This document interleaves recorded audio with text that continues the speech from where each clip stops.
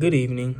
My name is Isaiah Wallace, and today I will be discussing Chapter 3 of Medias at Work, with the chapter being called Confronting Others' Violations by Donica Mensing. Now, in the chapter, it talks about the violations and manipulations of photos and photography and what a person should do if they see another photographer performing that bad behavior.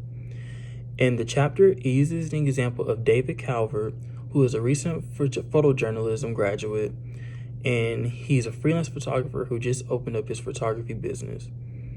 Calvert is somebody who takes his job very serious. He believes that following the laws and rules and regulations behind photography and any other thing is very important.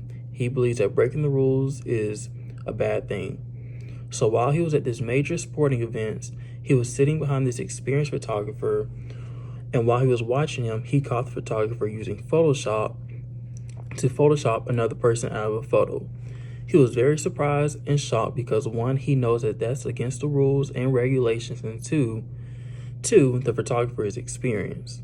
So in the chapter, it talks about his back and forth behavior on whether or not he should tell the boss or somebody else, or if he should just mind his business and stay quiet. It talks about his dilemmas and his ethics and all of his ethics that he faces in the chapter.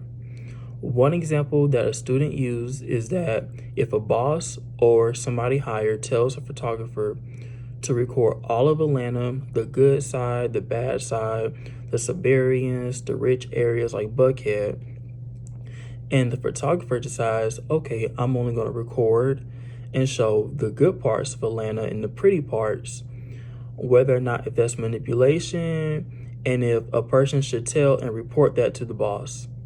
Yes, I do believe that somebody should report that to the boss because, one, not only are you manipulating the photo itself, but you're also manipulating the audience members and your viewers who are actually watching the video. You don't know whether or not if an audience member or a citizen wants to visit or live in Atlanta. So out of their respect, they should get the respect to see all parts of Atlanta on whether or not if they'll like it or not. You showing only the pretty parts of Atlanta and manipulating the audience members will have the audience member thinking, okay, Atlanta is this type of city and it's known for this type of city, when in reality, it could be this type of city to that person. You don't know whether or not that person will actually like Atlanta.